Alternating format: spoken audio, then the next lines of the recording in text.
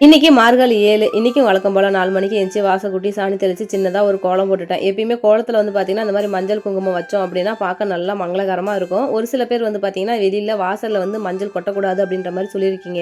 Science ரீதியா வந்து பாத்தீங்கன்னா மஞ்சள் கிருமி நாசினி தான். காலைல போட்டு வீட்டுக்குள்ளலாம் வரும்போது கூட வந்து பாத்தீங்கன்னா வீட்டுக்குள்ள கிருமி ஏதாவது இருந்துச்சுன்னா அது அழிஞ்சிடும். அப்புறம் ஒரு சில பேர் வந்து விளக்கு 2 விளக்கு வைக்க கூடாதுன்னு சொல்றீங்க. அப்புறம் ஒரு சில பேர் ஒத்த விளக்கா வைக்க கூடாதுன்னு சொல்றீங்க.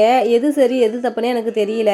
யாருக்காவது தெளிவா தெரிஞ்சா சொல்லுங்க. ஒரு விளக்கு வைக்கலாமா இல்ல 2 விளக்கு தான் வைக்கணுமா அப்படின்ற மாதிரி சொல்லுங்க. நான் கரெக்டா அதே மாதிரி ஃபாலோ பண்றேன். அப்புறம் விளக்கு ஏத்திட்டு அதுக்கு பக்கத்துல வந்து பூச்செடியில கொஞ்சம் பூ இருந்துச்சு. அதை பறிச்சு கொண்டு வந்து வச்சுட்டேன். அப்புறம் 4:30 மணி போலயே வந்து பாத்தீங்கன்னா கொஞ்சம் ஆர்டர் எடுக்கலாம்னு சொல்லிட்டு எடுத்துட்டு இருந்தேன். ஆஃபர் போயிட்டு இருக்குதா, அதனால வந்து பாத்தீங்கன்னா கொஞ்சம் ஹெவி ஒர்க் இருக்கு. எப்பயுமே சொல்றாங்க எல்லாருமே ஹார்ட் ஒர்க் பண்ண வேணாம், ஸ்மார்ட் ஒர்க் பண்ணாவே போதும் அப்படின்ற மாதிரி. நானும் எப்படா அந்த ஸ்மார்ட் ஒர்க் பண்றதுன்னு யோசிப்பேன். எனக்கு தெரிஞ்ச அந்த ஸ்மார்ட் ஒர்க் என்னன்னு பார்த்தீங்கன்னா, காலத்துக்கு தகுந்த மாரி நம்மளுடைய வேலைகள மாத்தி செய்யறதா தான் இருக்கும்னு நெனைக்கிறேன். இன்னைக்கு வேலை கொஞ்சம் அதிகமா இருக்கிறதுனால பெருசா ஒண்ணும் சமையல் இல்லங்க. மாவு வந்து மாமி ஆட்டி குடுத்துருந்தாங்க. அதில வந்து பார்த்தீங்கன்னா, இட்லி சுடலாமா, தோசை சுடலாமான்னு குழந்தைங்கள கேட்டா, எனக்கு வந்து தோசை தான் வேணும்னு சொல்லிட்டாங்க. எனக்கு கப்புக்கும் தோசைய குடுத்துருங்கம்மான்னு சொல்லிட்டாங்க. என்னோட வேலையும் கொஞ்சம் ஈஸியா முடிஞ்சிருச்சு.